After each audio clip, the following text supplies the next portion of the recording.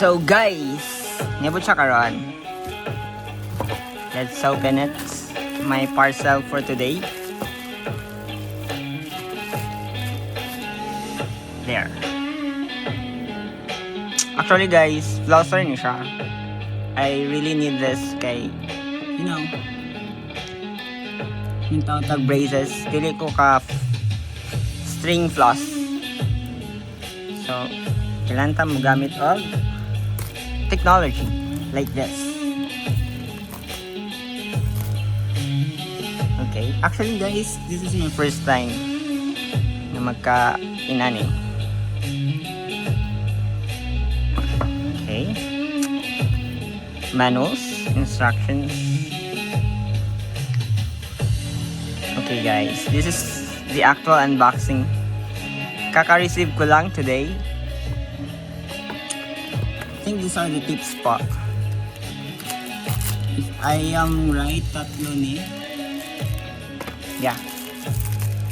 Tuloy siya kamok guys. Kani siya ang katong ordinary. Then isa ni sa mga pang-brace pero wala na akong kabalo. Ato rin yung testing and run. Then it comes with the charging cable. Pero wala siya charging brick. There.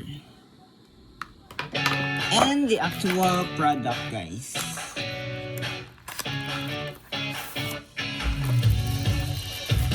Look guys, tag 1,000 plus ni siya, 1,400 plus. And I acquired this for only 491 pesos without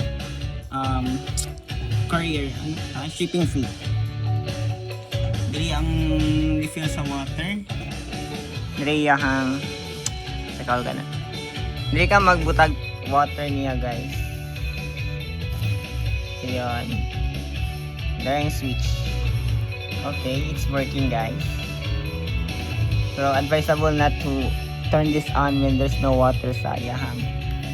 I don't know, nalimot ko guys. And dire yung charging port. Then this is where you will insert the charot. Mura pog expert. Karon pa ba ako nakasulay ani guys. So ako na siyang testingan doon. Bye!